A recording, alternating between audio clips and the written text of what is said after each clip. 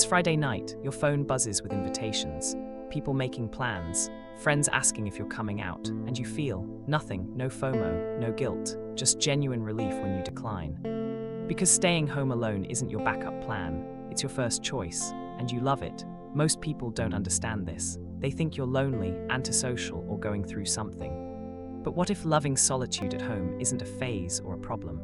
What if it's just how your mind is wired? Today we're exploring the psychology of people who genuinely love staying home alone, not avoiding the world, just preferring their own company in their own space. Let's be clear about what we're talking about. Loving to stay home alone isn't the same as being unable to leave. It's not agoraphobia. It's not depression keeping you trapped. It's not social anxiety making you hide. It's genuine preference, active choice. You have options and you're choosing home. You have friends and you're choosing solitude. You could go out and you're deciding not to. There's a crucial difference between avoiding the world because it scares you and simply preferring your own space because that's where you thrive. One is fear-based, the other is preference-based.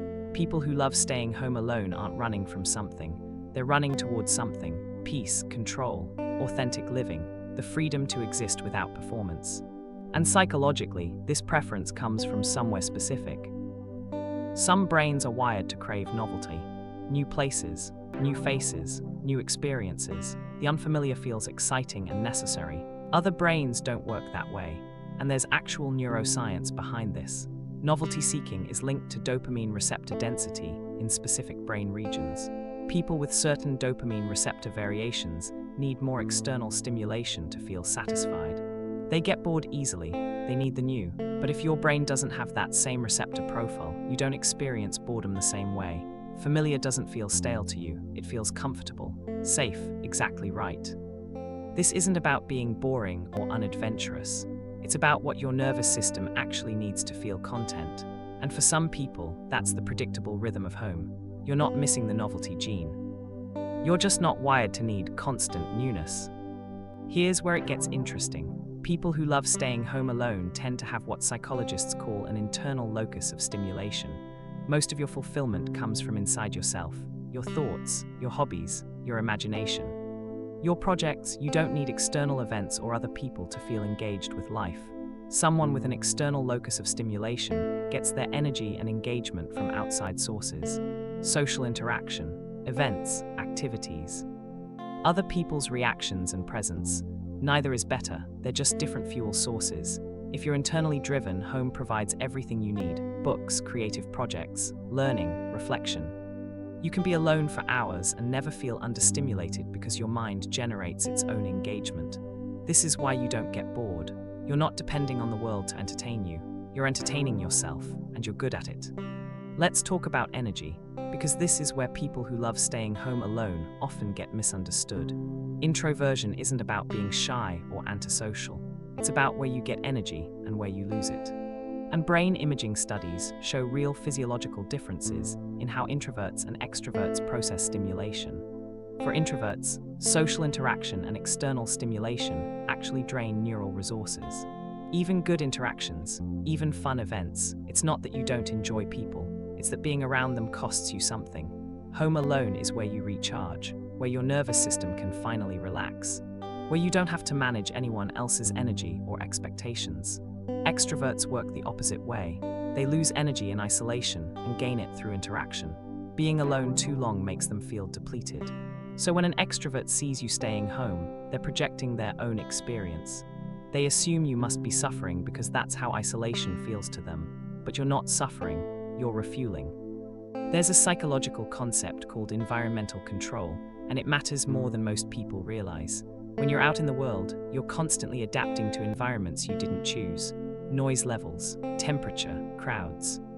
Other people's moods and needs, social expectations, performance requirements. At home you control everything: the lighting, the sound, the temperature, who's there and who isn't, what you wear, what you do, when you do it. For some minds, that level of control isn't luxury, it's necessity. Your nervous system needs predictability and agency to feel safe enough to actually relax. Home becomes sanctuary, not prison, not hiding place. Sanctuary, the one space where you can fully be yourself without adjustment or performance. And there's nothing wrong with needing that. Something important has shifted in the last 2 decades. Staying home alone used to mean isolation from most of life. No connection, no entertainment, no access to culture or information or community. Not anymore. Everything is accessible from home now. You can work from home, learn from home, shop from home, connect with people from home, access any book, film, course, or conversation from your couch. This means people who love staying home alone aren't cutting themselves off from life. They're just accessing life through a different interface. You can have a rich, full, deeply engaged life entirely from home. And some minds find that perfect. The stimulation without the overstimulation, the connection without the drain.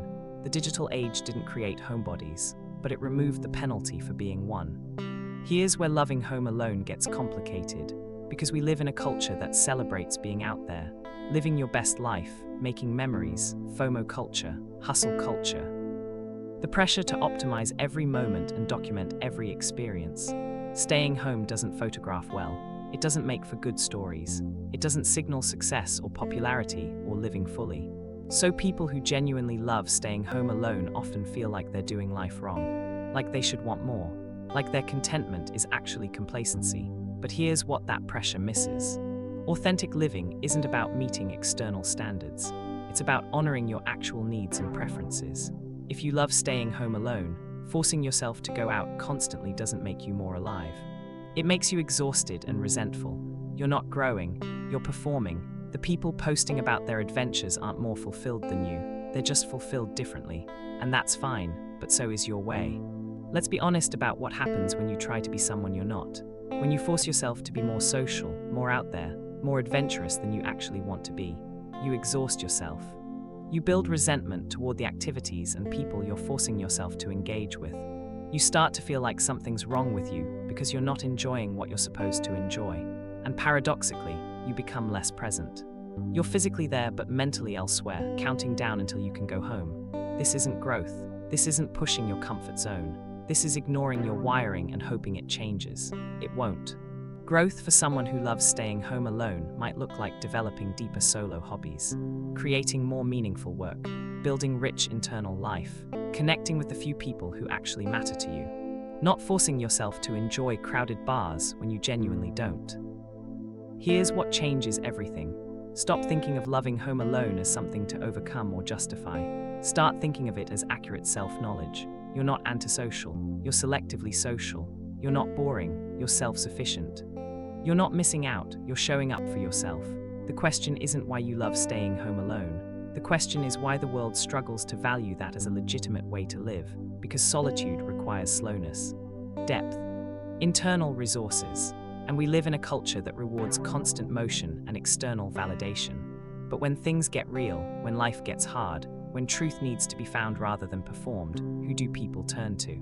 The ones who have developed internal strength, the ones who can sit with themselves, the ones who don't need constant distraction.